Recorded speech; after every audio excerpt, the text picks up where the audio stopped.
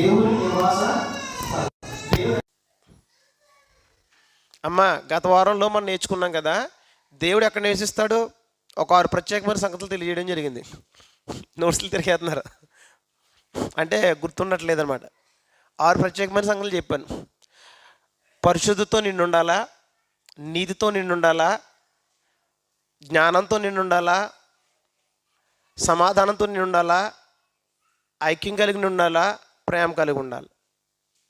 అంటే రాసుకుంటున్నారు, వెళ్ళిపోతున్నారు తప్ప కొత్త నిబంధన ఎక్కడ రాయబడ్డది, పాత నిబంధన ఎక్కడ రాయబడింది?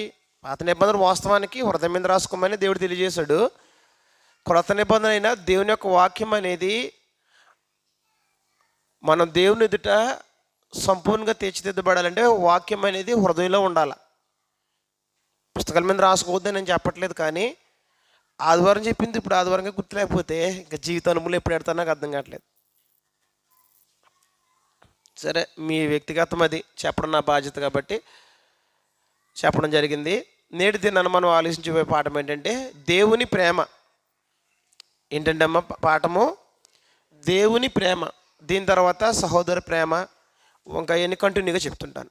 మొట్టమొదటిగా దేవుని ప్రేమ గురించి మనం ఆలోచించేద్దాం. మొదటి యోహాను పత్రిక 4వ అధ్యాయము 8వ వచనాన్ని మనం చదువుకుందాం. నేనే చదువుతాను, అందరు తీసుకోండి బైబిల్. మొదటి యోహాను పత్రిక 4వ అధ్యాయము 8వ వచనం గ్రంథం విధంగా సెలవిస్తుంది. పేజీ నెంబర్ వచ్చి 223 పేజీ నెంబర్ నుండి. దేవుడు ప్రేమ స్వరూపి, ప్రేమ లేనివాడు దేవుని ఎరుగడు. ఏంటంటమ్మా, దేవుడు ఏమై ఉన్నాడని ఈ వచనంలో తెలియజేస్తున్నాడంటే దేవుడు ప్రేమై ఉన్నాడు. దేవుడు ఏమై ఉన్నాడమ్మా? ప్రేమై ఉన్నాడు. అలాగే దేవుణ్ణి ఎరిగామని చెప్పుకుంటూ ప్రేమ లేకపోతే గనక ఆ వ్యక్తి ఏం కానిదంట? దేవుణ్ణి ఎరిగిన వారు కాదు. అంటే పరలోకమందున్న దేవుడు తన స్వభావం బట్టి, తన స్వరూపమును బట్టి ఆయన ఏమై ఉన్నాడంటే ప్రేమై ఉన్నాడు. ఆయన ప్రేమ ఎలాంటిదో, ఆయన ప్రేమ ద్వారా మనల్ని ఎలా నిర్మించాడో, ఆయన ప్రేమను ఎలాగూ మానవ జాతిపై తన ప్రేమను వెల్లడిపరిచాడో, మనము ఆ ప్రేమకై మనం ఏం చేయాలి అనేది ఒక 4 భాగాలుగా మనం ఈ పాఠాన్ని ఆలోచించిపోతున్నాం.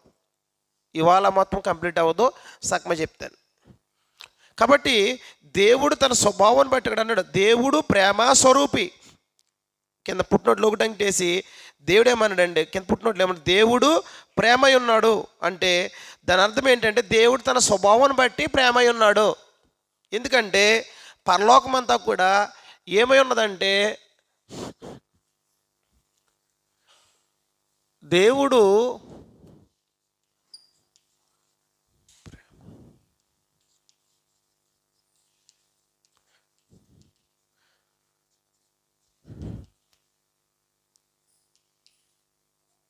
తన స్వభావమును బట్టి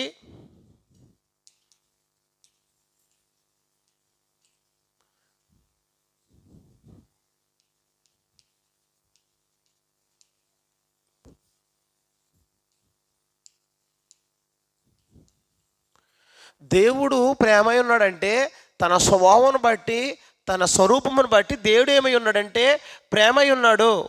ఆయన పరలోకం అంతా కూడా ఎటువంటి వాతావరణం కలిగి ఉంటుందంటే పరలోకపు యొక్క వాతావరణం అంతా కూడా ప్రేమతో నిండి ఉంటుంది.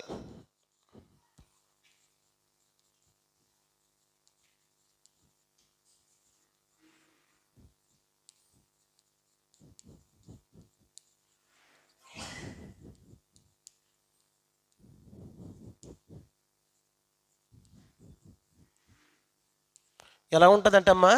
పరలోకం అంతా కూడా ఎలా నిండి ఉంటుందంట? దేవుని ప్రేమతో నిండి ఉంటుంది. కాబట్టి దేవుడు ఎలాగూ ప్రేమ ఉన్నాడో తన స్వభావాన్ని బట్టి, ఎలాగూ ఆయన స్వరూపంలో ప్రేమ ఉన్నాడో, అలాగే మానవజాతిని కూడా నేను కోరుకున్నాడంటే తన స్వభావాన్ని బట్టి ఆయన కూడా మనుషులందరూ కూడా తన స్వభావాన్ని కలిగి జీవించాలని కోరుకుంటున్నాడు. వాస్తవానికి దేవుడు ఏమై ఉన్నాడంటే మన దేవుడు కంటికి కనిపించే దేవుడు కాదు. ఆయన ఎక్కడుంటాడంటే పరలోకమందు ఉండి, ఆ పరలోకమంతా కూడా ఎలాంటి వాతావరణం కలిగి ఉంటుందంటే ప్రేమ వాతావరణం కలిగి ఉంటుంది. పరలోకంలో ఏ వాతావరణం కలిగి ఉంటుందో అదే భూలోకంలో కూడా కలిగి ఉండాలని దేవుడు ఏమిటంటే పరలోకంలో దేవుడు కోరుకుంటున్నాడు. కాబట్టి దేవుడు ఏమి ఉన్నాడంటే, ఒకటి ఆయన ప్రేమ అయి ఉన్నాడు, ఆయన స్వభావం బట్టి స్వరూపుని బట్టి ప్రేమ అయి ఉన్నాడని, పరలోకం యొక్క వాతావరణం ప్రేమ వాతావరణం ఉంటుందని గ్రంథం సెలవిస్తుంది. మనమే మరో వచనం ఆలోచించినప్పుడు యోహాను సువార్త 1వ అధ్యాయము 18వ వచనం ప్రకారంగా,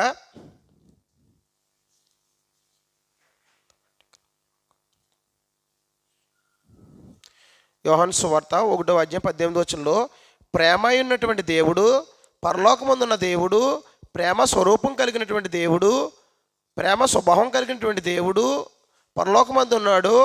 పరలోకమందు ఉంటే ఆయన ఎలాగున్నాడో, మనుషులకు ఆయన ఏమై ఉన్నాడో ఇక్కడ తెలియజేస్తున్నాడు. ఎవడైనను ఎప్పుడైనాను దేవుని చూడలేదు, తండ్రి రొమ్మున అద్వితీయ కుమారుడే ఆయన బయలుపరిచెను. అంటే ఇక్కడ యేసుక్రీస్తు వారు తన బోధలో తెలియజేసిన సమాచారం ఏంటంటే, ఎవడను ఎప్పుడును దేవుణ్ణి చూడలేదు. ఎవరు చూసింది? యేసుక్రీస్తు వారు మాత్రమే చూస్తున్నారు. అద్వితీయ రొమ్మునున్నటువంటి కుమారుడు ఆయన్ని చూసి ఏం చేశారంటే లోకానికి వచ్చి తన తండ్రి ఎలాంటి స్వభావం కలిగి ఉన్నాడో, ఎలాంటి స్వరూపం కలిగి ఉన్నాడో ఆయన భూమి మీద 33.5 సంవత్సరాలు జీవించి మనుషులకి చూపించడం జరిగింది. కానీ మనుషులు ఏం చేయలేదంటే దేవుని ఎప్పుడూ కూడా చూడలేదు. ఎందుకు చూడలేదంటే ఆయన అదృశ్యుడు. ఏంటమ్మా ఆయన అదృశ్యుడు అంటే కంటికి కనబడని వాడు అని అర్థం. 1 యోహాను పత్రిక 4వ అధ్యాయము 12వ వచనం చదువుకుందాం.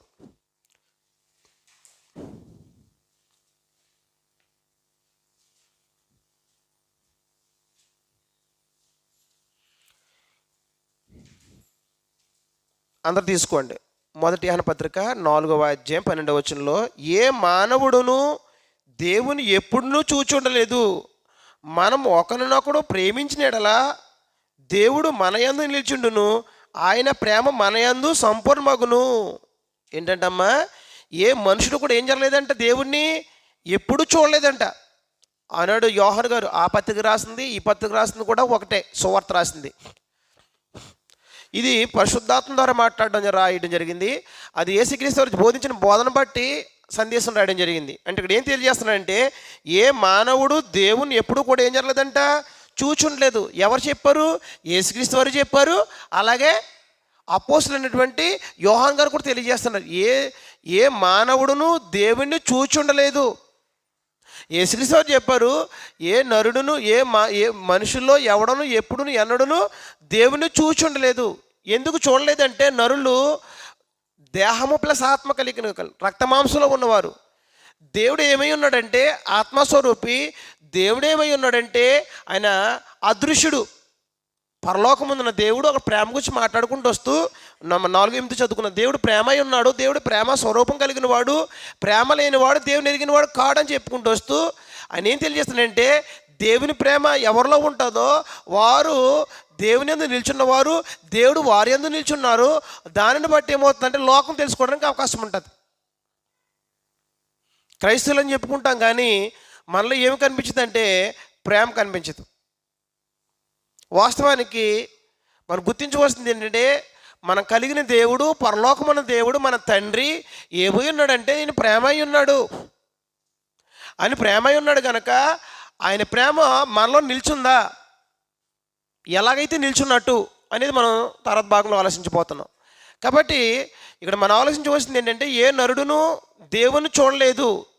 ఎందుకు చూడలేకపోయాడు నరుడు దేవుణ్ణి అంటే దానికి కారణం ఏంటంటే ఆయన అదృశ్యుడు. ఏంటమ్మా, ఆయన అదృశ్యుడు. మనందరికీ తెలుసు. కొలసీలు రాసిన పత్రిక 1వ అధ్యాయం 15వ వచనం ప్రకారంగా యేసుక్రీస్తు వారి గురించి మాట్లాడుతున్న సందర్భంలో అపోస్తలుడు యోహాను గారు ఏం తెలియజేస్తున్నాడంటే, కొలసీలు రాసిన పత్రిక 1వ అధ్యాయము 15వ వచనంలో ఆయన ఏమై ఉన్నాడో తెలియజేస్తున్నాడు. మన దేవుడు కంటికి కనిపించేవాడు కాదు, ఆయన అదృశ్యుడు. ఆ అదృశ్యుడు ఇక్కడ తెలియజేస్తున్నాడు. ఆయన అదృశ్య దేవుని స్వరూపి అయి సర్వ సృష్టికి ఆది సంబంధుడై ఉన్నాడు. అంటే ఇక్కడ ఏం తెలియజేస్తున్నాడంటే, కొలసిలో ఉన్నటువంటి స్థానిక సంఘానికి అపోస్తలుడైన పౌలు తెలియజేసిన సమాచారం ఏంటంటే, యేసుక్రీస్తు వారంట అదృశ్య దేవుని స్వరూపం కలిగిన వాడు. అని ఏం కలిగిన వాడమ్మా? అదృశ్య దేవుని స్వరూపం కలిగిన వాడు. అంటే దేవుడు ఏమై ఉన్నాడని తెలియజేస్తున్నాడు ఈ వచనంలో. దేవుడు అదృశ్యుడు. మన దేవుడు కంటికి కనిపించడు. ఎందుకని? ఆయన అదృశ్యుడు. అదృశ్యుడు అంటే అర్థం ఏంటంటే కంటికి కనిపించని. అదృశ్యుడు అంటే కంటికి కనపడిన దేవుడు, పరలోకమున్న దేవుడు, ప్రేమై ఉన్న దేవుడు, తన స్వభావాన్ని బట్టి తన స్వరూపం బట్టి ప్రేమైన దేవుడు, అదృశ్యుడైన వాడు. ఆయన తన ప్రేమను ఎలాగూ ఎల్లడపరిచాడు, అది మన పాఠం. ఆయన ప్రేమను ఎలాగూ మనుషులకు, లోకానికి కనపరిచాడు. ఆయన మన మన దేవుడు కంటికి కనిపించేవాడు కాదు అని యేసుక్రీస్తు వారు తెలియజేశారు. అలాగే అపోస్తలులు తెలియజేశారు. ఏ నరుడును, ఏ మనుషుడును, ఏ మానవుడు దేవుణ్ణి చూచి ఉండలేదు. చూసిన వారు ఎవరంటే ఒక యేసుక్రీస్తు వారు మాత్రమే. చూసిన ఆయన బయలుపరుస్తున్నాడు. అపోస్తలులో ఉండి పరిశుద్ధాత్మ ద్వారా దేవుని యొక్క స్వరూపం ఎలా ఉంటుందో ఆయన ఏమై ఉన్నాడో అపోస్తలుడైన పౌలు మాట్లాడుతూ, ఆయన పరలోకంలో ఉన్న దేవుడు అదృశ్యుడు. ఒకటి ఆయన ప్రేమ అయి ఉన్నాడు, రెండు ఆయన ఏమై ఉన్నాడంటే అదృశ్యుడై ఉన్నాడు.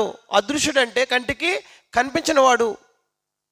కనిపించినటువంటి ఆయన తన ప్రేమను ఎలాగూ మనుషులకి కనబరిచాడు.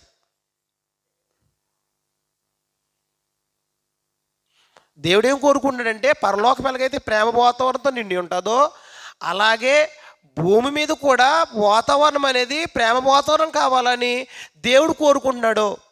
తన స్వరూపం ఏంటో అంటే మనం చూసాం, ప్రేమ స్వరూపం. తన ప్రేమను ఎలాగూ వెల్లడపరిచాడు.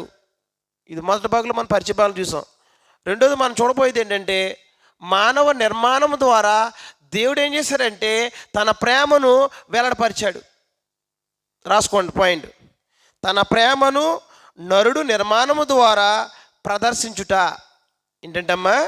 తన ప్రేమను దేవుడు తన ప్రేమను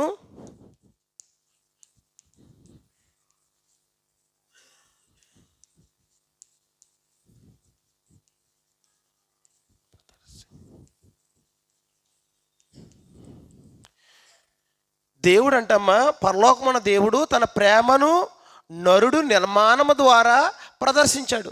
ఎలా ప్రదర్శించాడంటే ఆయన ఎలా చూపించాడు అంటే, దేవుడు పరలోకమున్న దేవుడు తన ప్రేమను ఎలాగూ చూపించాడు. ఎలా చూపించాడంటే నరుడు నిర్మాణం ద్వారా చూపించాడు. ఈ నిర్మాణం అనేది చాలా అద్భుతమైంది. నరుని యొక్క నిర్మాణము ఎలాంటి నిర్మాణం అంటే, దేవుడు తన ప్రేమను నరుడి యొక్క నిర్మాణంలో పెట్టి తన ప్రేమను ఏం చేశారంటే చూపించాడు. ఆదికాండం 1:26-27 వచ్చిన ప్రకారంగా మనం చదువుకుందాం. ఆదికాండము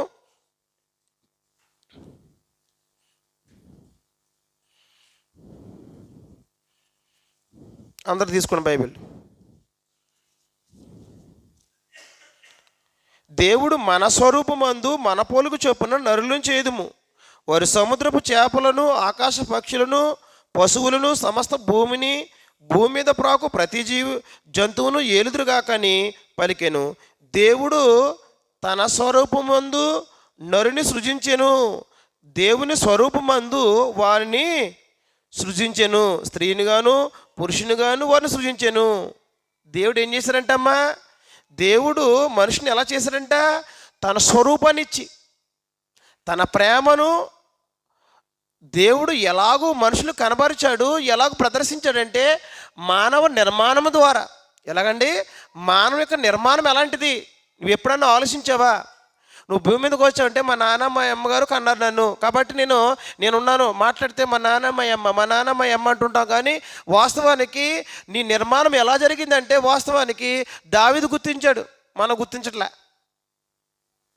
నా తల్లి గర్భంలో నువ్వు నన్ను కలగజేసిన విధము చూడగా ఆలోచించగా నాకు భయమును ఆశ్చర్యమైంది అని ఆలోచించాడు. కానీ మనుషులు ఏం చేయట్లేదంటే ఆలోచించే పరిస్థితులు లేరు. అసలు నీ నిర్మాణం ఎంత గొప్పదంటే నువ్వు ఒకసారి ఆలోచించగలిగితే అర్థమవుతుంటుంది. నీ నిర్మాణం ఆలోచించినప్పుడు దేవుని యొక్క ప్రేమ ఎలాంటిదో నీకు అర్థమవుతుంటుంది. దేవుడు తన స్వరూపమును తన పోలుకు నీకు ఇచ్చి చేశాడు. తన స్వరూపం ఏంటో చూసాం, ప్రేమ స్వరూపి. తన స్వరూపం ఏంటండి? ప్రేమ స్వరూపి. దేవుడు తన స్వభావాన్ని బట్టి స్వరూపం బట్టి ప్రేమ అయి ఉన్నాడు. అలాంటి నిర్మాణాన్ని నీకు అనుగ్రహించాడు, నాకు అనుగ్రహించాడు.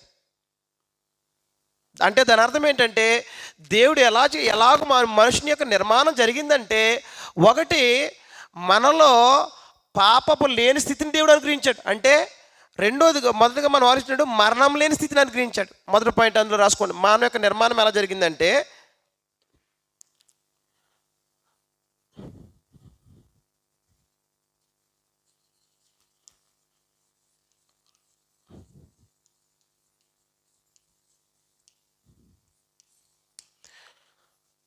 నరుని యొక్క నిర్మాణం ఎలా జరిగిందంటే మరణం లేని స్థితిని అనుగ్రహించాడు. దేవుడు తన స్వభావాన్ని బట్టి ఎలాగూ మరణించడో, దేవుడు తన స్వభావాన్ని బట్టి ఎలాగూ మరణం లేని ఆయన పుట్టుకను చావు లేనటువంటి ఉన్నాడో, అలాగే దేవుడు ప్రతి మనుషుని కూడా ఎలా నిర్మించాడంటే మరణం లేనివాడుగా.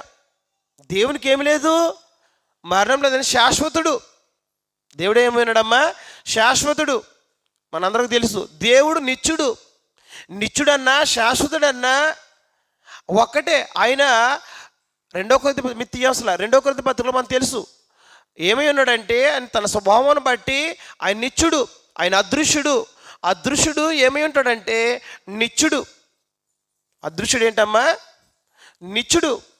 నిత్యుడంటే ఎల్లప్పుడూ జీవించువాడు. ఆయనకేం లేదు, మరణం లేదు.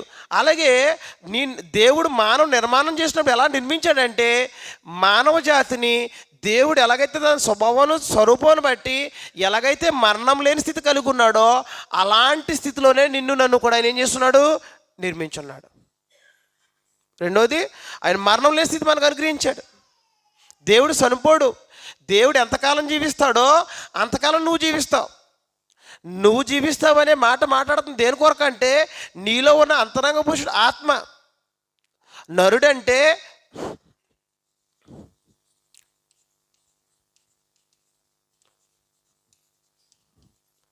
ఆత్మ దేహం కలయిక.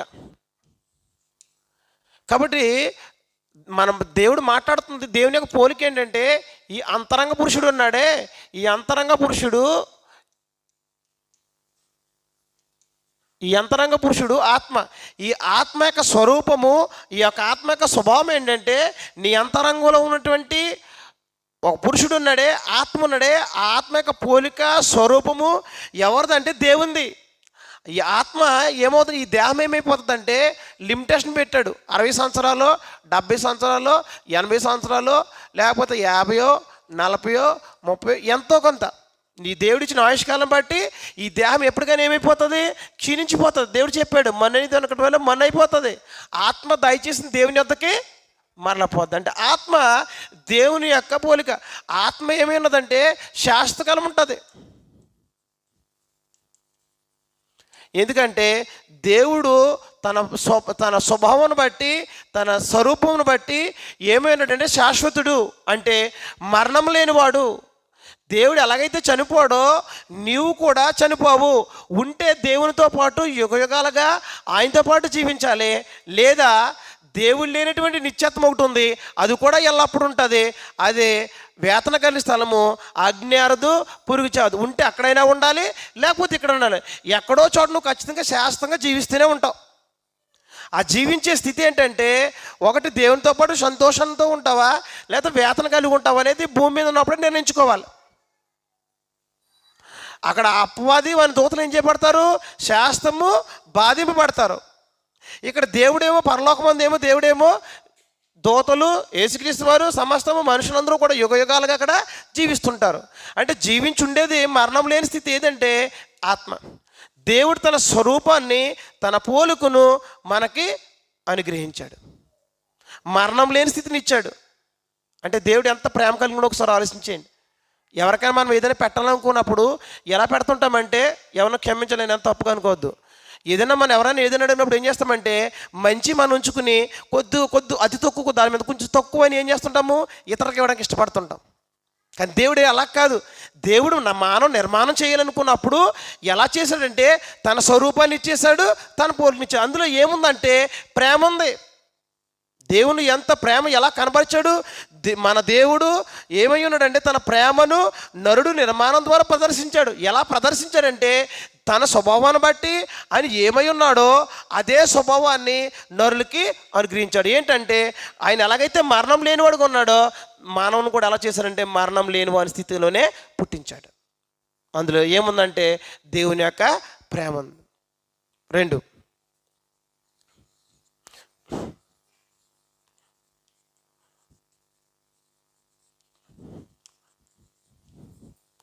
ఏం లేని స్థితి అండి, పాపం లేని స్థితిని ఇచ్చాడు దేవుడు. ఆయన నిర్మాణంలో మానవ నిర్మాణం చేసేటప్పుడు, డిజైన్ చేసినప్పుడు, ఈ మానవ యొక్క నిర్మాణము ఇలా జరిగినప్పుడు ఏం జరిగిందంటే, ఈ డిజైన్లో ఏం ప్రవేశించకుండా చేశాడంటే నరుడిని, 1 మరణం లేని స్థితిని ఇచ్చాడు.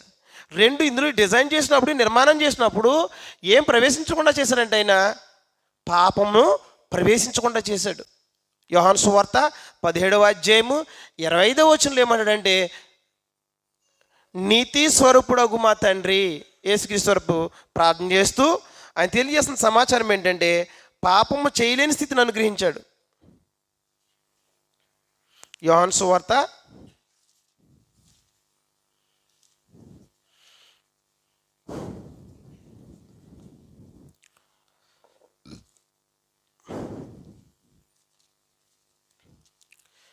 'నీతి స్వరూపుడగు తండ్రి, లోకము నిన్ను ఎరగలేదు, నేను నిన్ను ఎరుగుదును, నీవు నన్ను పంపితవని వీరిగెరిగి ఉన్నారు.' ఇక్కడ యేసుక్రీస్తు వారు ప్రార్థన చేస్తూ ఆయన తెలియజేస్తున్న సమాచారం ఏంటంటే, నీతి స్వరూపుడు అనగా అర్థం ఏంటంటే, పాపం లేనివాడుగా లేదా పాపము చేయనివాడుగా దేవుడు ఏం చేశాడంటే మానవుడిని నిర్మించాడు. దేవుడు ఏం చేస్తున్నాడంటే, తన స్వభావం ఏంటంటే, తన స్వరూపం ఏంటంటే, దేవుడు నీతిని ప్రేమిస్తాడు, దుర్నీతిని ద్వేషిస్తాడు. అంటే దేవుని స్వభావం ఏంటనమాట, ఆయన స్వభావం నీతి స్వరూపం, ఆయన స్వరూపము నీతి స్వరూపం. అంటే దాని అర్థం ఏంటంటే, మనుషుని నిర్మించినప్పుడు దేవుడు ఎలా నిర్మించాడంటే, పాపము చేయలేని వాడుగాను లేదా పాపం లేనివాడుగా దేవుడు మానవ నిర్మాణాన్ని చేస్తున్నాడు. అంటే ఎంత గొప్ప దేవుడు ఒకసారి ఆలోచించేయండి. దేవుడు ఎలా నీతి స్వరూపుడు అంటే దాని అర్థం ఏంటంటే, పాపము చేయలేని వాడుగా మనం చేశాడు. దేవునిలో ఏం లేదంటే పాపం లేదు. యేసుక్రీస్తు వారు కూడా తన శరీరంగా జీవించిన దినాల్లో నాలో పాపం లేదని చెప్పడం జరిగింది. దేవుడు ఆయన్ని సృజించినప్పుడు ఎలా చేయలేదు, మరియ గర్భం పాపంలో చేయలేదు. అలాగే ప్రతి నిర్మాణాన్ని దేవుడు అలాగే చేస్తున్నాడు. పాపము చేయలేని స్థితిలో, పాపము చేయలేని వాడుగా, పాపం లేనివాడుగా దేవుడు మనుషుని ఏం చేశాడంట, నిర్మించాడు. దేవుడు చేయటంలో నిర్మాణంలో ఏం లేదు, లోటుపాట్లు లేవు. దేవుడు ఎంత ఏ స్వరూపం కలిగి ఉన్నాడో అదే స్వరూపాన్ని ఇవ్వడానికి ఆయన ఇష్టపడ్డాడు. దేవుడు చేయడంలో లోపం లేదు. మనందరికీ తెలుసు కదా, ప్రసంగి 7:29 ప్రకారంగా రాసుకోలేదు. దేవుడు నరులను యథార్థవంతులుగా పుట్టించెను, కాగా వారు వివిధమైన తంత్రములు కల్పించుకుని దేవుని దూరం అవుతున్నారు. వాస్తవానికి దేవుడు చేయటంలో ఎటువంటి లోపం లేదు. తాను ఎలాగూ పరలోకంలో ఏ స్వరూపాన్ని కలిగి ఉన్నాడో, ఏ స్వభావాన్ని కలిగి ఉన్నాడో అదే స్వరూపమును అదే స్వభావమును నరులకు దేవుడు అనుగ్రహించడంలో ఏముందంటే, దేవుని యొక్క ప్రేమ అనేది మానవుడలా ఆయన కనపరుస్తున్నాడు. ఎంత గొప్ప దేవుడు ఒకసారి ఆలోచించేది. అంటే మనము పుట్టుకున్నప్పుడు పాపం లేనివారుగా ఉన్నాం. అందుకని యేసుక్రీస్తు వారు ఏం చెప్తుంటారంటే, మీరు దేవుని రాజ్యంలో ప్రవేశించాలంటే మీరు శిశువుని పోలు ఉండాలి, చిన్న బిడ్డల వల్ల మీ స్వభావం ఉండాలి. అంటే చిన్న బిడ్డల స్వభావం ఏంటి, పాపము చేయనటువంటి స్వభావం, పాపమును విడిచిపెట్టే స్వభావం కలిగిన వారు మాత్రమే దేవుని రాజ్యంలో ప్రవేశిస్తారని దాని భావం. అంటే బిడ్డలు ఏం చేయరని, పాపం లేదని. దేవుడి నిర్మాణంలో నరుని చేయడంలో ఏం లేదనమాట, పాపం. ఈ మాట అర్థం చేసుకోండి. పాపం లేని స్థితి అంటే పాపం లేనివాడుగా, పాపం చేయలేని స్థితిలో దేవుడు ఏం చేశారంటే మన నిర్మాణం అనేది డిజైన్ చేసి పెట్టాడు. నరుని చేసినప్పుడు ఇందులో ప్రవేశించడానికి లేదు. నువ్వు కల్పించుకుని నువ్వు చేసుకున్నా తప్ప వాస్తవానికి దేవుడు చేయడంలో లోటుపాట్లే. మూడోదిగా ఏంటంటే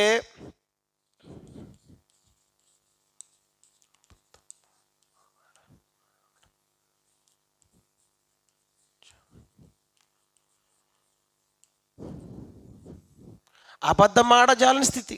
ఏంటండి, దేవుడు తన మానవ నిర్మాణాన్ని ఎలా కనబరిచాడంటే, దేవుడు ఎలాగైతే మరణం లేని స్థితి కలిగి ఉన్నాడో అదే స్థితిని నీకు అనుగ్రహించాడు.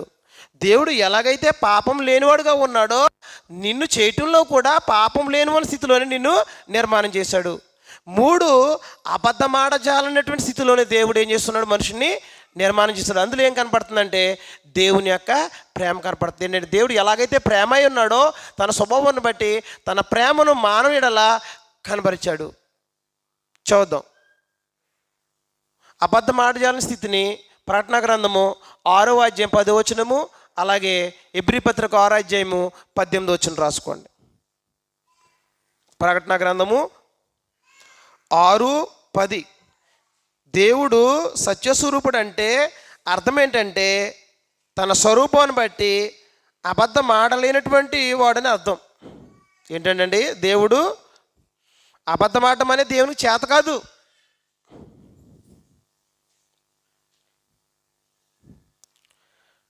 వారు నాదా సత్యస్వరూపి పరిశుద్ధుడా ఎందాక తీర్పు తీర్చకు మా రక్తం నెత్తం భూనివాసులకు ప్రతిదండం చేయకుందు అని బిగ్గరగా కేకలు వేసిరి. ఇక్కడ మాట్లాడుతాడు సత్యస్వరూపి.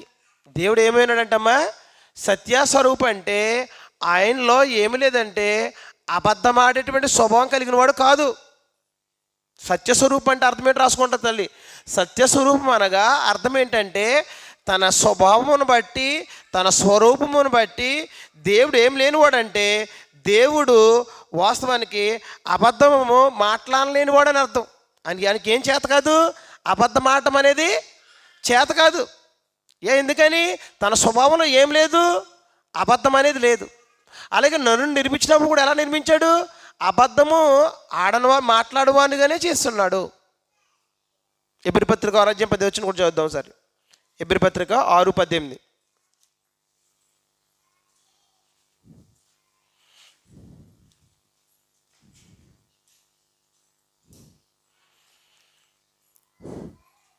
ఈ విధముగా దేవుడు తన సంకల్పం నిశ్చలమైందని ఆ వాగ్దానకు వారసులైన వారికి మరి నిశ్చయముగా కనబరచవాలని ఉద్దేశించిన వాడై తాను అబద్ధ మాడజాలని నిశ్చలమైన 2 సంగతులను బట్టి.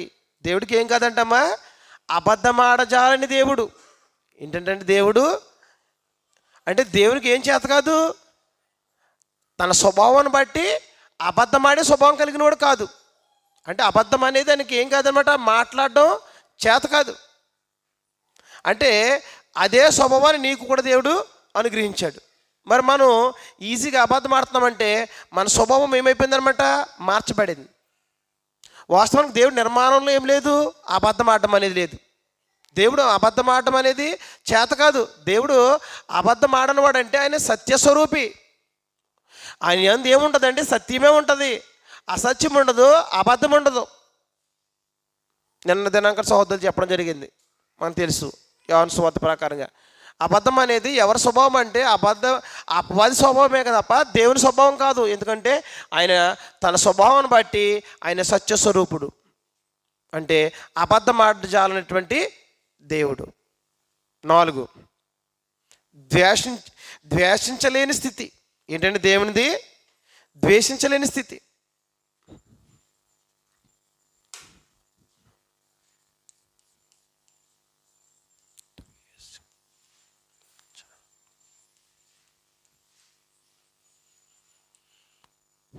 దేవుడు మానవ నిర్మాణం ద్వారా తన ప్రేమను ప్రదర్శించాడు. ఎలాగంటే మరణం లేని స్థితిని మనకు అనుగ్రహించి తన ప్రేమను మనలో చూపించాడు. 2 దేవుడు తన ప్రేమను ఎలా చూపించాడంటే తన ఎలాగైతే పాపం లేనివాడుగా ఉన్నాడో, పాపం చేయలేని స్థితిలో ఉన్నాడో అలాంటి స్థితిలోనే నన్ను నిర్మించాడు. అందులో దేవుని యొక్క ప్రేమ కనబడుతుంది. 3 దేవుడు ఎలాగైతే సత్యస్వరూపం కలిగిన వాడో అదే స్వరూపం నీకు ఇచ్చాడు కనుక నువ్వు కూడా ఏమై ఉండాలంటే వాస్తవానికి అబద్ధం ఆడడం అనేది, నువ్వు కూడా అబద్ధం అనేది మాట్లాడకూడదు. మాట్లాడలేని వాడుగానే చేశాడు దేవుడు. నాలుగోదిగా ద్వేషించలేని స్థితిలో చేశాడంటే ఏ స్థితిలో చేస్తున్నాడు అనమాట ఆయన? మొదటి ఆయన పత్రిక 4వ అధ్యాయము 8వ వచనం ప్రకారంగా ఆయన ఏమై ఉన్నాడంటే, దేవుడు ప్రేమ స్వరూపి, ప్రేమ లేనివాడు దేవుణ్ణి ఎరుగడు. దేవుడు ఏమై ఉన్నాడంటమ్మా? ప్రేమ స్వరూపి. ప్రేమ స్వరూపైన దేవుడు మనల్ని ఎలా నిర్మించాడంటే ప్రేమ స్వభావంలోనే నిర్మించాడు. అంటే మనలో ఏముండాలి? వాస్తవానికి ప్రేమ అనేది ఉండాలి. ఈ ద్వేషించలేని స్థితిని దేవుడు అనుగ్రహించాడు. కానీ మనుషులు ఏం చేస్తుంటారంటే ప్రేమను పక్కన పడేసి ఎక్కువ ద్వేషిస్తుంటారు. ఈ ద్వేషం అనేది ఎవరిది? దేవునిగా. దేవుడు ఎలా తన నిర్మాణంలో ఏముంది? తన స్వరూపం. దేవుడు తన స్వరూపం బట్టి, తన స్వభావాన్ని బట్టి ప్రేమై ఉన్నాడు. అంటే నిన్ను ద్వేషించలేని స్థితిలో దేవుడు నిన్ను నిర్మాణం చేశాడు. దేవుడు ఎలాగైతే ప్రేమై ఉన్నాడో అదే స్వభావంలో, అదే స్వరూపంలో నిన్ను నన్ను సృజించాడు. కాబట్టి దేవుని యొక్క ప్రేమ ఎంత గొప్పదంటే, దేవుని ప్రేమ, పరలోకంలో దేవుడు ప్రేమై ఉన్నాడు. పరలోకం యొక్క వాతావరణం ప్రేమ వాతావరణం అయి ఉంటే దేవుడు తన ప్రేమను ఎలాగూ వెల్లడపరిచాడంటే మానవ నిర్మాణం ద్వారా ప్రదర్శించాడు.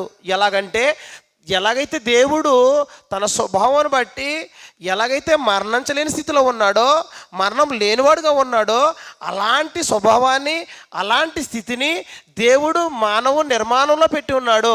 అంటే దేవుడు తన ప్రేమను ప్రదర్శించున్నాడు.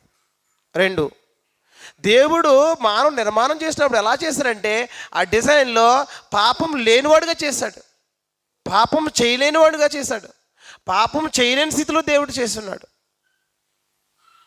అలాగే దేవుడు తన ప్రేమను ఎలా వెల్లడపరిచాడంటే, మూడోదిగా అబద్ధం ఆడజాలని దేవుడు. ఆయన సత్యస్వరూపి. ఆయనలో ఎలాగైతే అబద్ధం లేదో అలాంటి స్వభావాన్ని నీకు ఇచ్చాడు. మనలో ఒకవేళ అబద్ధం ఉంటుందంటే మనము దేవుని యొక్క పోలిక స్వరూపాన్ని మనము పోగొట్టుకుని ఉండొచ్చు. నాలుగోదిగా దేవుడు ప్రేమ స్వరూపం కలిగినాడు కనుక, అలాగే దేవుడు నిన్ను నన్ను సమస్త మానవులు ఎలా నిర్మాణం చేశాడంటే ద్వేషించలేని స్థితిలో చేస్తున్నాడు. గుర్తుపెట్టుకోవాలి సమాచారం. రెండో పాయింట్ ఏంటంటే తన ప్రేమను ఎలా చూపించాడు దేవుడు? 1, మానవ నిర్మాణం ద్వారా చూపించాడని చూసాం. ఇంతవరకు మనం ఏం చూసాం? ఏం అర్థమై ఉండాలి మీకు? దేవుడు పరలోకంలో దేవుడు ప్రేమ స్వరూపం కలిగిన వాడు. ప్రేమ అయినటువంటి దేవుడు తన ప్రేమను ఎలాగూ కనబరిచాడంటే మానవ నిర్మాణం ద్వారా కనబరిచాడని చూసాం. 2, పరలోకమైన దేవుడు ఆయన అదృశ్యుడు కనుక ఆయన భూమి మీదకి ఎప్పుడూ రాలేదు. కానీ తన ప్రేమను మాత్రము ఎలాగ వెల్లడపరిచాడంటే 1, మానవ నిర్మాణం ద్వారా వెల్లడపరిచాడు. 2, యేసుక్రీస్తు ద్వారా చూపించాడు. 2వ పాయింట్ రాసుకోండి. ఎలా చూపించాడండి? యేసు ద్వారా చూపిన ప్రేమ. 2వ పాయింట్.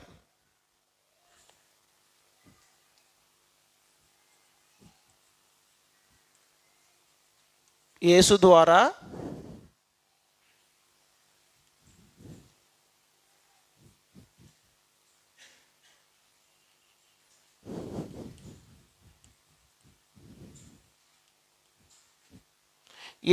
చూపించాడు. ఎలా చూపించాడు? ఒకసారి మనం ఆలోచించగలిగితే నిజంగా దేవుడు మానవుని ఎంత ప్రేమిస్తున్నాడో మనుషులకు అర్థమవుతుంటుంది. మనుషులు ఏం చేయట్లేదంటే గుర్తించట్లేదు. ఇందులో మొదటి పాయింట్ రాసుకోండి. వాస్తవానికి దేవుడు యేసుక్రీస్తు ద్వారా చూపిన ప్రేమ. యేసు ద్వారా దేవుడు తన ప్రేమను ఎలా చూపించాడు అనేది మనం ఆలోచించినట్లయితే మొట్టమొదటిగా ఆయన ఏం చేస్తున్నాడంటే మన వాస్తవానికి మన పాపం చేసాం. మనం పాపం చేసిన తర్వాత వాస్తవానికి యుగయుగాలుగా మనం శిక్షణ అనుభవించాలి. పాపము చేయవాడు దేవునికి విరోధి, పాపము చేయవాడు మరణించాలి. అది దేవుని సూత్రం. అయితే దేవుడు తన ప్రేమను ఎలా చూపించున్నాడంటే యేసుక్రీస్తు ద్వారా చూపించాడు. ఎలా చూపించాడు అన్నట్లయితే మొదటి యోహాను పత్రిక 4వ అధ్యాయము 10వ వచనం చదువుకుందాం.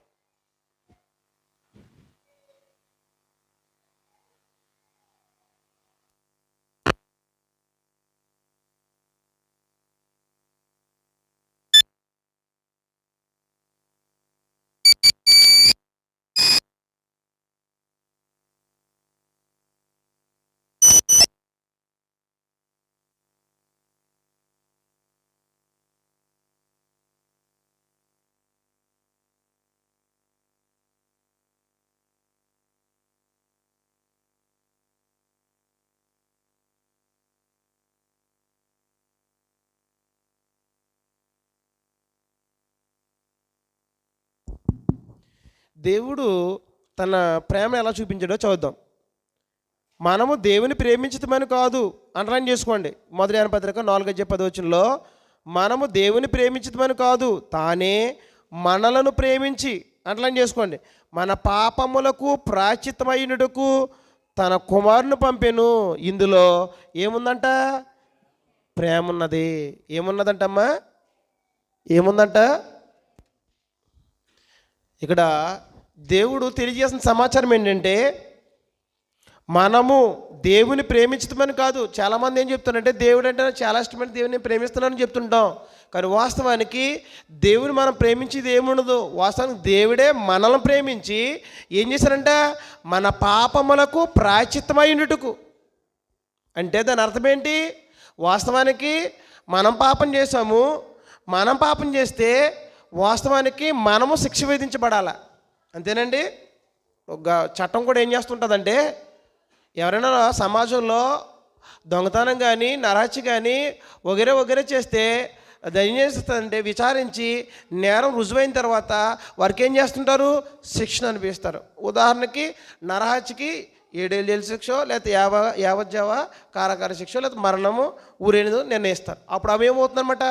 ఆ చేసిన పాపానికి చేసిన తప్పుకి ఏమవుతుంది? అక్కడ ప్రాయశ్చిత్తం జరుగుతుంది. అలాగే వాస్తవానికి మనం పాపం చేస్తే మనల్ని దేవుడు ఏం జరగాలి? వాస్తవానికి పాపం చేసింది ఎవరు? నరులు చేశారు. యేసుక్రీస్తు చేశారా? చేయలేదు. వాస్తవానికి మనం పాపం చేస్తే ఆ పాపానికి శిక్ష ఎవరికి పడాలి? వాస్తవానికి మనకు పడాలి. కానీ దేవుడు ఎంత గొప్ప దేవుడు అంటే, తన ప్రేమను ఎలా చూపించాడంటే యేసుక్రీస్తు వారి ద్వారా చూపించాడు. ఎలా చూపించాడు అన్నట్లయితే, దేవుడు ఏం చేశారంటే ఆ యొక్క దేవుని యొక్క శిక్షను యుగయుగాలుగా అనుభవించాలి. యుగయుగాలుగా తన పోలిక తన స్వరూపంలో చేసిన నరుడు అనుభవించలేడని దేవుడు ఆ స్థితిలోనికి అతను పంపించడానికి ఇష్టం లేక దేవుడు ఏం చేశారంటే, యుగయుగాలుగా నువ్వు శిక్ష అనిపించలేవురా నాయన, నేను ఆ స్థితిలో చూడాలనుకోలేదు, వాస్తవం నా పోలిక నా స్వరూపం నీకు ఇచ్చాను. కాబట్టి దేవుడు ఏం చేశారంటే తన కుమారుని ఈ లోకానికి పంపించడంలో ఏముందంటే, మన పాపములను ప్రాయశ్చిత్తంగా ఉండడానికి దేవుడు ఏం చేశారంటే యేసుక్రీస్తుని భూలోకానికి పంపించాడు. పంపించి ఏం చేశారంటే కలవర శిలువలో నీకు బదులుగా నాకు బదులుగా పాపమునకు ఏం చేశారంటే శిక్షని విధించాడు. అందులో ఏముందంట? దేవుని ప్రేమ ఉంది. నిజంగా దేవుని ప్రేమ ఏంటో నువ్వు అర్థమవుతే నువ్వెందుకు మరలా ఒకసారి విమోచించబడిన తర్వాత మరలా పాపం లేని స్థితిలో నుంచి పాపం కలిగిన స్థితిలోకి ఎందుకు వెళ్తావు? తెలియజేసావు ఒకప్పుడు, కానీ మరలా ఎందుకు వెళ్తున్నావు అంటే దేవుని ప్రేమ ఏంటో మనుషులకు అర్థం కావట్లే. దేవుడు ఎంత ప్రేమై ఉన్నాడంటే, దేవుడు ఎంత గొప్ప దేవుడు అంటే, ఆయన ఎంత ప్రేమ కలిగిన వాడో, ఆయన ప్రేమను ఎలాగ ఎల్లడపరుస్తున్నాడంటే, ఒకటి నిర్మాణం ద్వారా చూపించాడు, 2 యేసుక్రీస్తు ద్వారా చూపించాడు. యేసుక్రీస్తు ద్వారా ఎలా చూపించాడు సార్ అని మీరు అడిగినట్లయితే, అక్కడ యోహాను పత్రిక 4:10 చదువుకున్నాం. మనం దేవుని ప్రేమించమని కాదు, తానే మనల్ని ప్రేమించి మన పాపములకు ప్రాయశ్చిత్తమైనటుకు తన కుమారుణ్ణి పంపెను. ఇందులో ప్రేమ ఉన్నది. యేసుక్రీస్తు వారిని భూలోకానికి పంపించడంలో, ఆయన మన పాపలకు ప్రాయశ్చిత్తం జరిగించడంలో అందులో ఏం కనబడుతుందంటే, దాని వెనక ఏముందంట? దేవుని ప్రేమ ఉంది. మనమేమంటాము? దేవుని ప్రేమించేస్తున్నాం అంట, కానీ వాస్తవం మనం ప్రేమించలేదు. ఆయనే మనల్ని ప్రేమించి ఏం చేశారంటే తన కుమారుని భూలోకానికి పంపించి, నీవు నేను మన పాపల స్థితిని చేస్తున్నాం కనుక మన శిక్ష అనుభవించవలసినట్టుగా ఆ శిక్ష నీవు నేను అనుభవించలేమని యేసుక్రీస్తు మోపడం అనేది యేసుక్రీస్తు తండ్రిని దేవుడు చేసినటువంటి గొప్ప ప్రేమ. ఇందులో మొదటి పాయింట్ మీరు రాసుకున్నారో లేదో నాకు తెలియదు, కానీ మొదటి సమాచారం ఏంటంటే,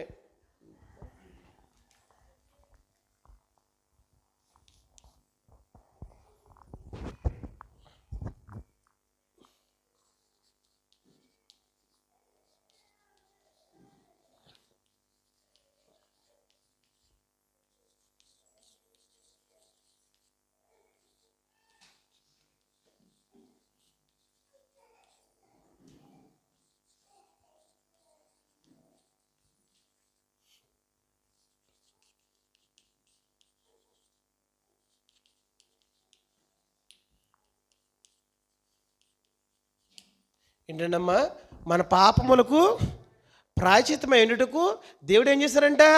యేసుక్రీస్తు వారిని భూలోకానికి పంపించాడు. అంటే దాని అర్థం ఏంటి? మనము ఆ పాపమునకు శిక్ష అనేది యుగ యుగాలుగా కనిపించలే. దాని అర్థం ఏంటనమాట?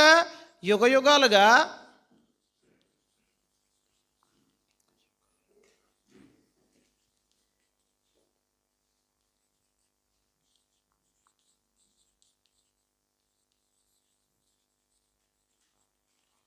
అంటే మనము ఆ పాపమునకు శిక్ష అనేది యుగయుగాలుగా మనం అనుభవించలేమని దేవుడు ఏం చేశారన్నమాట? క్రీస్తు ప్రభువుని భూలోకానికి పంపించాడు. అందులో ఏముందంటే దేవుని యొక్క ప్రేమ ఉంది. వాస్తవానికి మనం పాపం చేసాం కాబట్టి వాస్తవానికి మన మీద శిక్ష పడాలి. దేవుని సూత్రం ఏంటంటే పాపము చేయవాడు మరణించాలా. పాపం చేయవాడు దేవుడు ఏమి ఉంటాడు? దేవుడు వారికి విరోధి అయి ఉంటాడు, శత్రువు ఉంటాడు, వారు శిక్షించబడాలా. కానీ దేవుడు ఏం చేశాడు? మనం పాపం చేయడం ఏంటి? పరలోకం ఉన్నటువంటి క్రీస్తు ప్రభువుని భూలోకాన్ని పంపించి ఆయన మీద శిక్ష మోపడం ఏంటి? దాని అర్థం ఏంటనమాట? మనము ఆ శిక్షను యుగయుగాలు అనుభవించలేమని దేవుడు తన కుమారుని పంపించి కుమారుని ఏం చేశారంటే శిక్షను విధించాడంటే అందులో ఏం కనబడుతుందంటే దేవుని యొక్క ప్రేమ కనబడుతుంది. దేవుడు ఎంత గొప్ప దేవుడో, మనల్ని ఎంత ప్రేమిస్తున్నాడు అనేది మనం అర్థం చేసుకోవాలి. రెండో పాయింట్ మనం ఆలోచించినప్పుడు ఏం జరుగుద్దంటే వాస్తవానికి ఆ అపరాధాలు ఆ పాపాలు ఎవరు చేశారో వారి మీదే మోపాలి. కానీ దేవుడు ఏం చేశారంటే మన అపరాధాలని ఏం జరగలేదు, మన మీద మోపలేదు. మన మీద మోపలేదంటే దాని అర్థం ఏంటనమాట? దాని వెనకాల ఏముంది? దేవుని యొక్క ప్రేమ ఉంది. 2 కొరింథీ రాసిన పత్రిక 19వ అధ్యాయము 21వ వచనం ప్రకారంగా రెండోది ఏంటంటే మన అపరాధాలని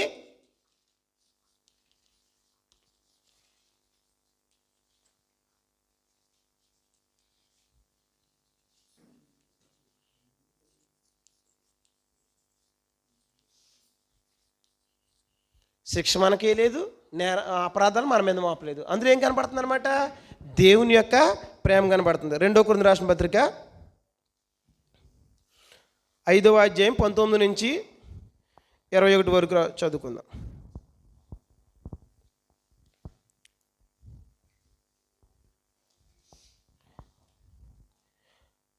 అదేమనగా దేవుడు వారి అపరాధములను వారి మీద మోపక క్రీస్తునందు లోకమును తనతో సమాధానపరచుకొనుచు సమాధాన వాక్యం మాకు అప్పగించాను.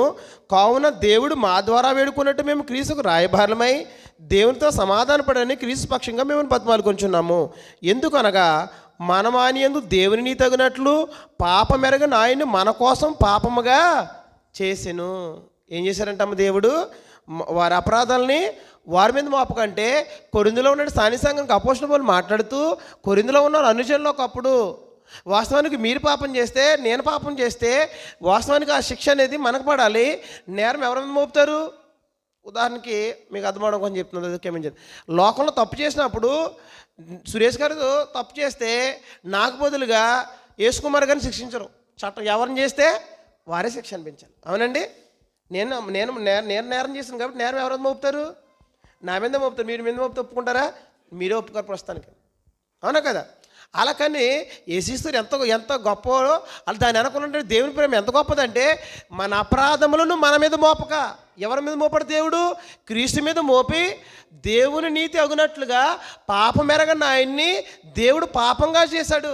అంటే దీనిలో ఏం కనబడుతుందంటే దేవుని యొక్క ప్రేమ కనబడుతుంది. ఏంటంటే మన అపరాధాల మీద మన మీద మోపలేదు దేవుడు, మన మీద మోపి మనల్ని ఏం చేయలేదు దేవుడు? కలవరశిలో మనల్ని బలిగా అర్పించలేదు. రెండోదిగా మనల్ని యుగయుగాలుగా శిక్ష మనకేయలేదు. ఎవరికేసారైనా క్రీస్తు ప్రభువుకి వేశాడు. అంటే అందులో ఏం కనబడుతుందంటే దేవుని యొక్క ప్రేమ కనబడుతుంది. మన అపరాధాలని మన మీద మోపకుండా ఉండడంలో ఏముందంటే దేవుని ప్రేమ కనబడుతుంది. మనం కూడా జనరల్గా మన గర్భాన్ని పుట్టిన బిడ్డలు ఎవరైనా తప్పు చేస్తే తల్లిదండ్రులు కొంతమంది ఏం మాట్లాడుతుంటారంటే ఆ ప్రేమను బట్టి నా కొడుకుని ఏం చేద్దాం అవసరమైతే నాకేం శిక్ష అంటారు. ఎందుకంటే దాని వెనకాల ఏం కనపడుతుంది అనమాట? ప్రేమ.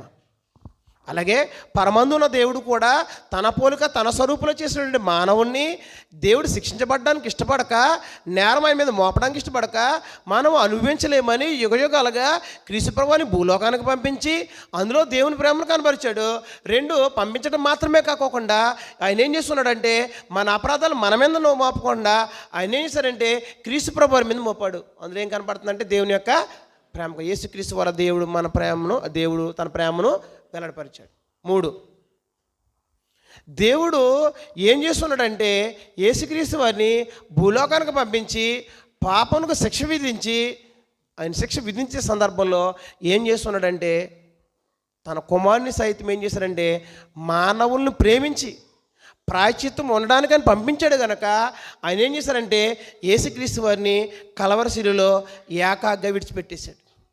ఏం చేశాడండి? మత్తయి సువార్త 27వ అధ్యాయము 46వ వచనం చదువుదాం. మనము ప్రేమించే విషయంలో చివరికి ఏం చేశాడు దేవుడు?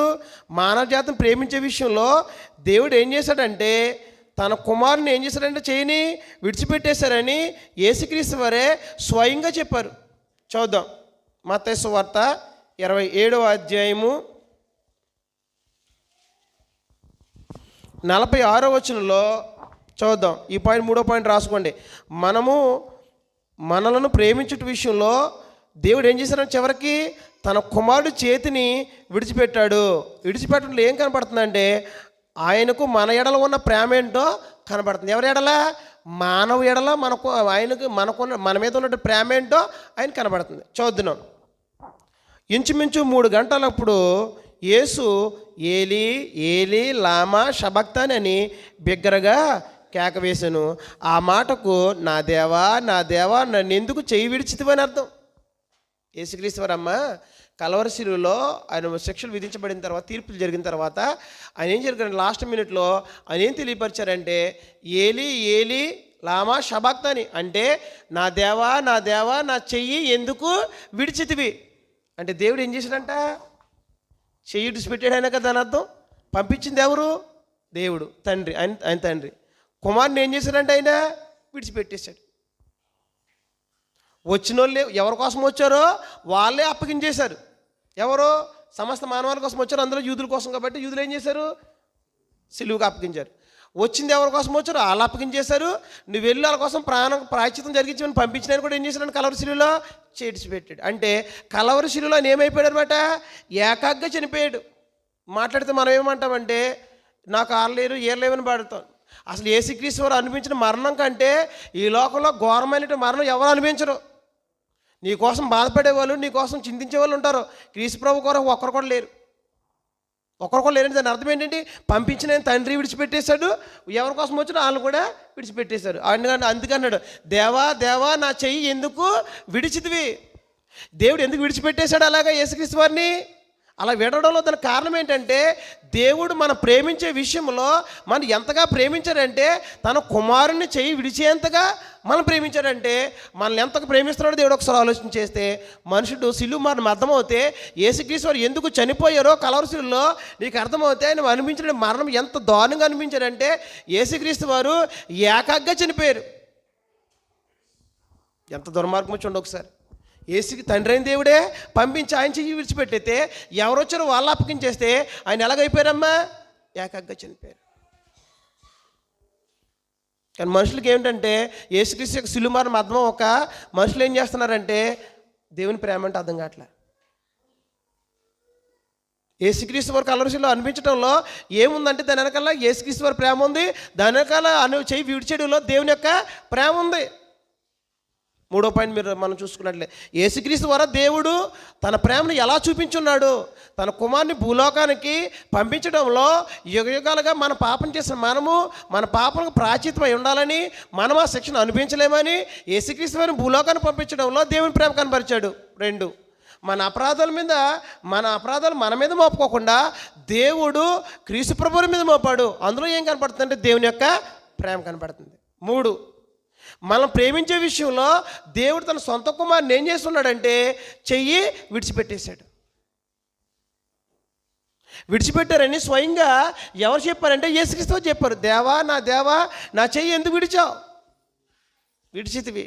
ఎందుకు విడిచిపెట్టేశాడంటేనా మానవ జాతిని ప్రేమించాడు కాబట్టి తన ప్రేమ ఎంత గొప్పదో మానవుని ఎంత ప్రేమిస్తున్నాడంటే మానవుని మనుషులు గుర్తించట్లే. 4వదిగా మనం చూసినట్లయితే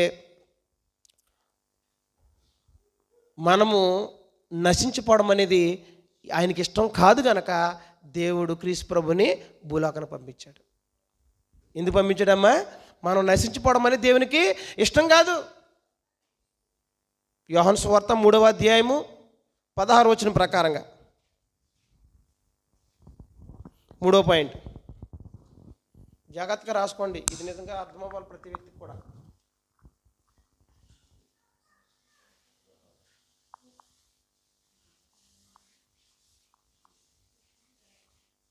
దేవుడు లోకమును ఎంతో ప్రేమించెను కాగా అద్వితీయ కుమారునిగా పుట్టినవాని యందు నశింపక నిత్యజీవం పొందినట్లు ఆయనను అనుగ్రహించెను.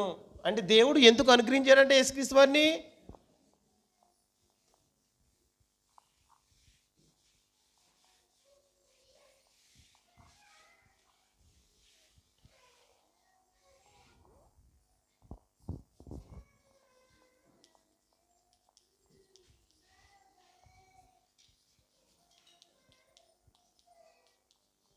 యేసు ద్వారా దేవుడు చూపిన ప్రేమ ఏంటంటే మనం ఒకటి ఆలోచించాం, 2, 3. ఒకటి, మనము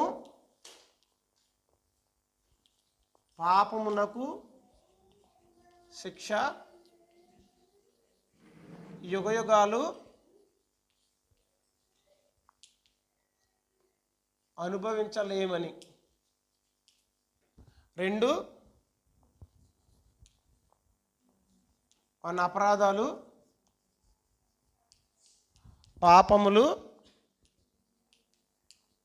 మన మీద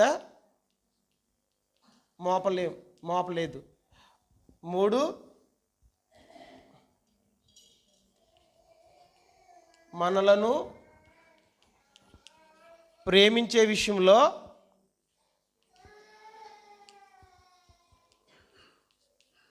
క్రీస్తును లేదా తన కుమారుణ్ణి చెయ్యి విడిచిపెట్టుట. 4వదిగా మనము నశింపకూడదని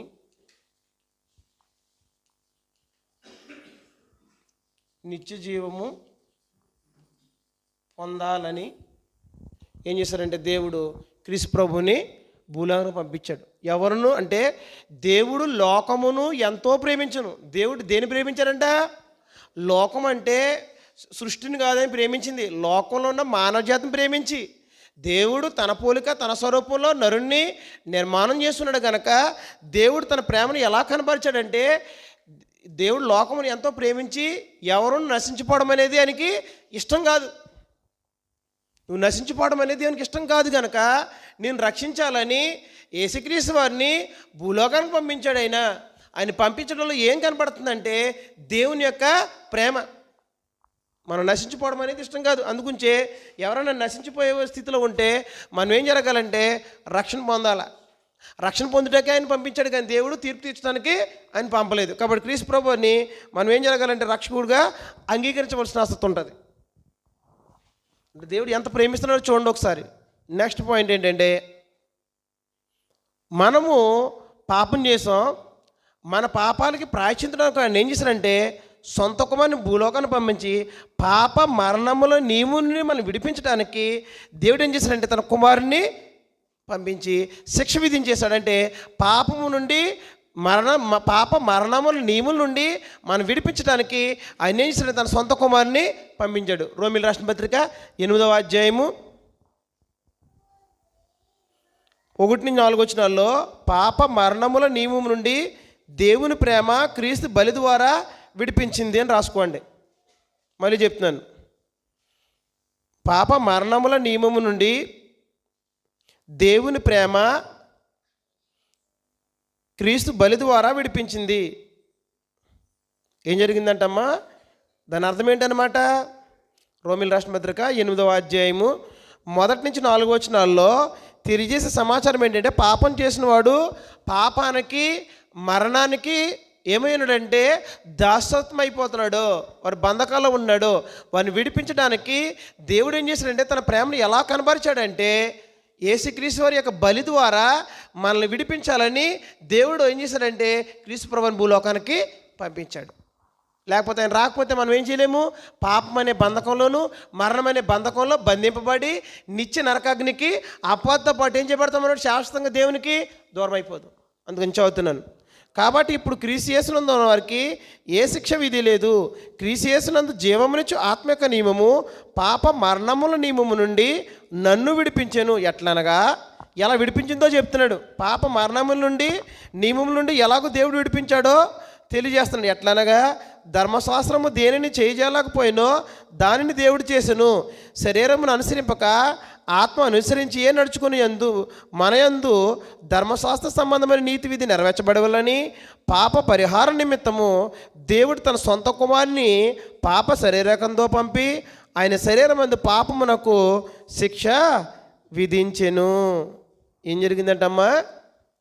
దేవుడు క్రీస్తు యేసునందు వారికి ఏ శిక్ష ఉన్నదో అని మాట్లాడుతూ ఎలా ఉన్నదో చెప్తున్నాడు. క్రీస్తు యేసునందు ఎవరైతే ఉంటారో, క్రీస్తు శరీరమైన సంఘంలో ఎవరైతే చేర్చబడతారో వారు జీవమునిచ్చు యొక్క ఆత్మనీయులోకి ప్రవేశించారు. జీవమునిచ్చు యొక్క ఆత్మనీయులోకి ప్రవేశించారు కాబట్టి వారు ఏం చేయబడ్డారంట? పాప మరణముల నియమము నుండి ఎవరైతే విడిపించబడతారో వారు జీవమునిచ్చు యొక్క ఆత్మనీయులో ప్రవేశిస్తారో. ఎవరైతే ప్రవేశించారో వారు ఏం చేయబడ్డారంటే పాప మరణముల నియమం నుండి విడిపించబడ్డారంటే ఎలా జరిగింది? అది క్రీస్తు యొక్క బలి ద్వారా జరిగింది. వాస్తవానికి పాపం చేయవాడు పాపముకి దాసుడు, అలాగే మరణానికి దాసుడు, అపవాదికి దాసుడు.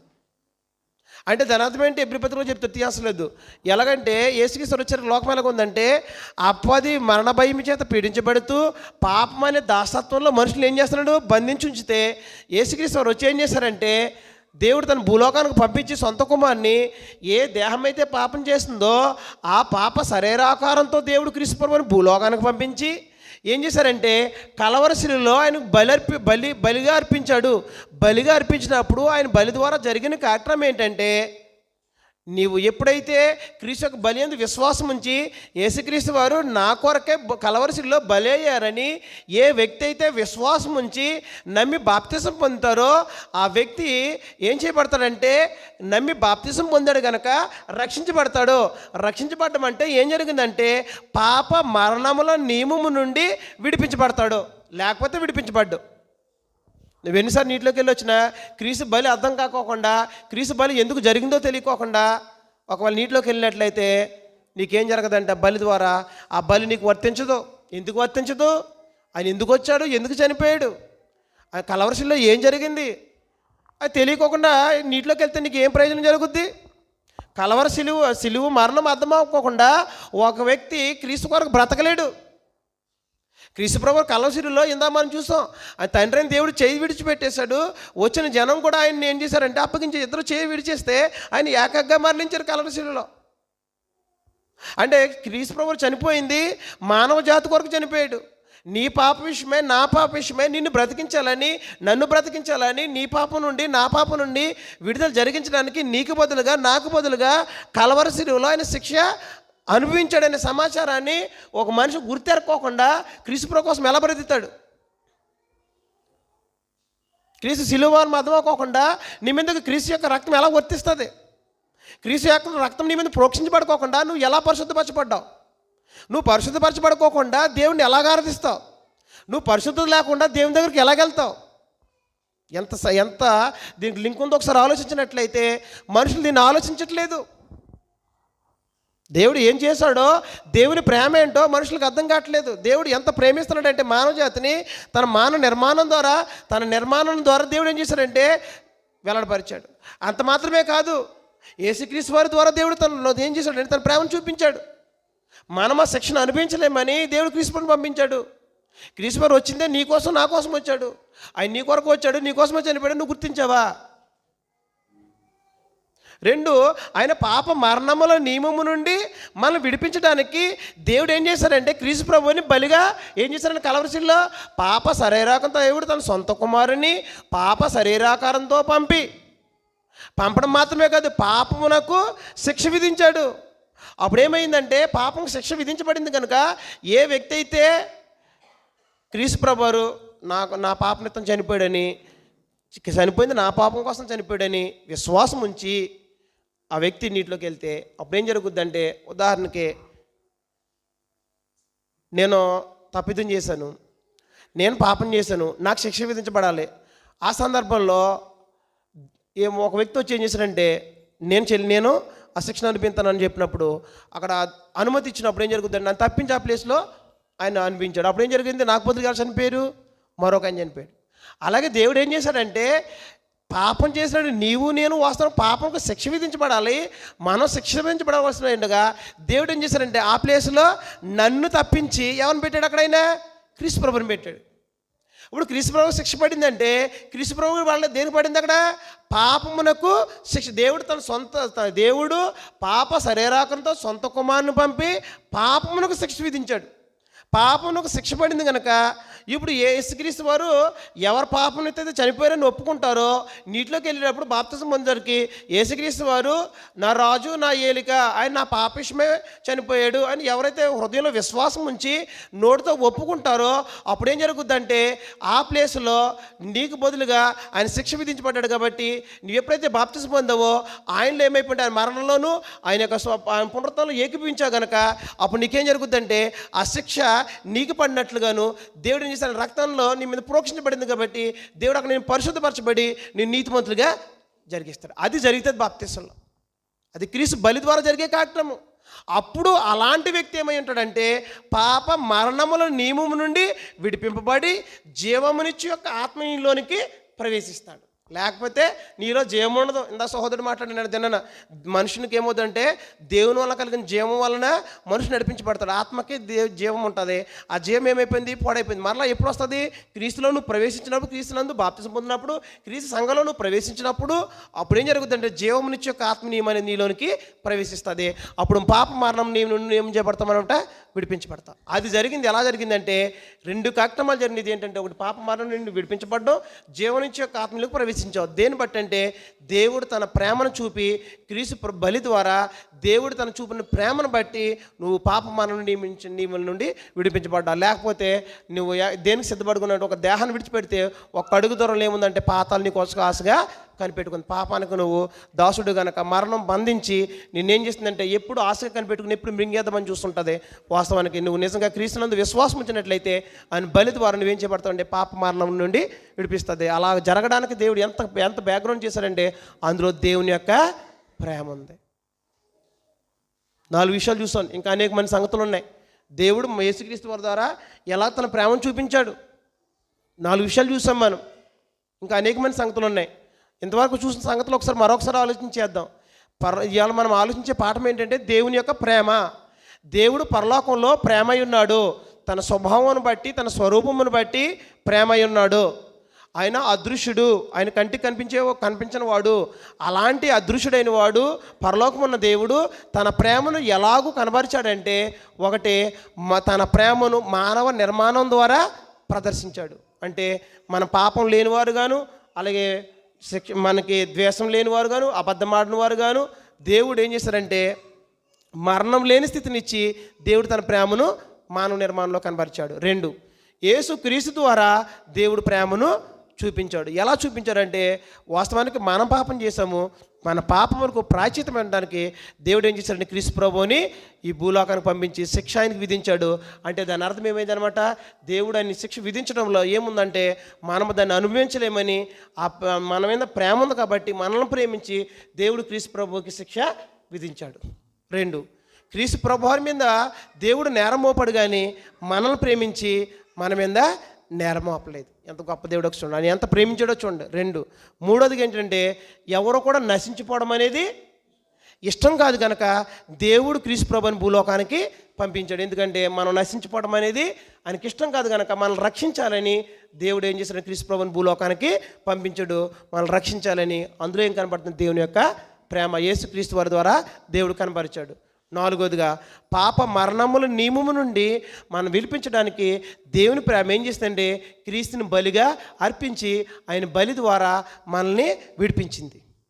అంటే అందులో ఏం కనబడుతుంది, దేవుని యొక్క ప్రేమ కనబడుతుంది. ఇంకా అనేకమైన సంగతులు ఉన్నాయి.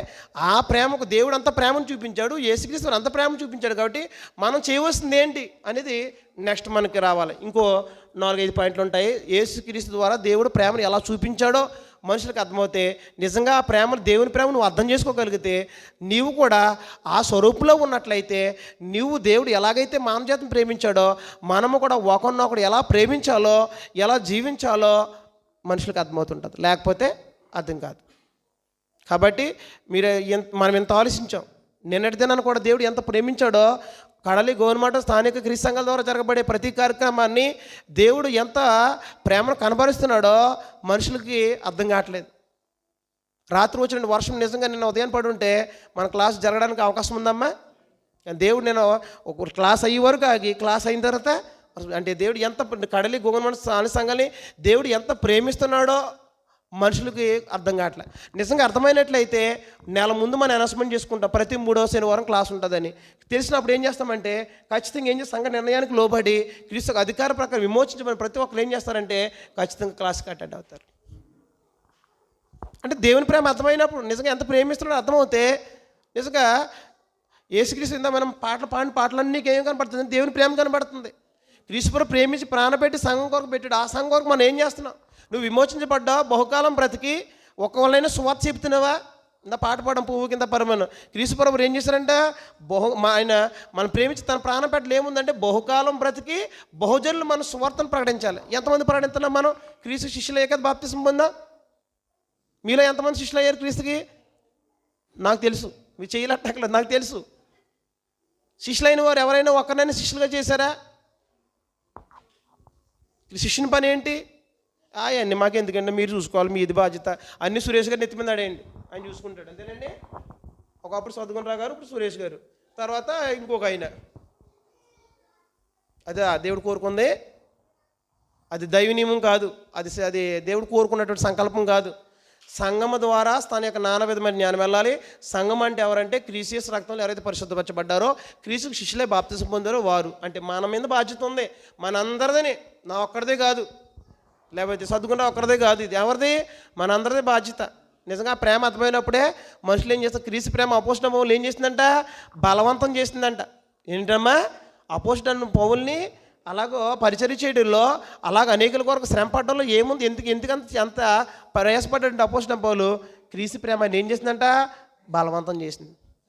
క్రీస్తు ప్రేమ బలవంతం చేస్తే ఎక్కడికైనా వెళ్తావు, ఎక్కడికైనా దిగజారుతావు. అది అర్థం కాని మనుషులు ఏం చేస్తారంటే కహానీలు చెప్పుకుంటూ, కారణాలు వెతుక్కుంటూ ఏ భౌతిక సంబంధం చూసుకుంటూ వెళ్తారు. ఉదాహరణకు మనకు డిబేట్ జరిగినప్పుడు సహోదరులు పురుషోత్తం గారు మన మధ్యకు వచ్చారు. వచ్చినాడు ఓ మాట అన్నారు, మీకు అర్థమైతే లేదో కానీ ఆయన ఏమన్నారంటే, కేవలం నేను వచ్చింది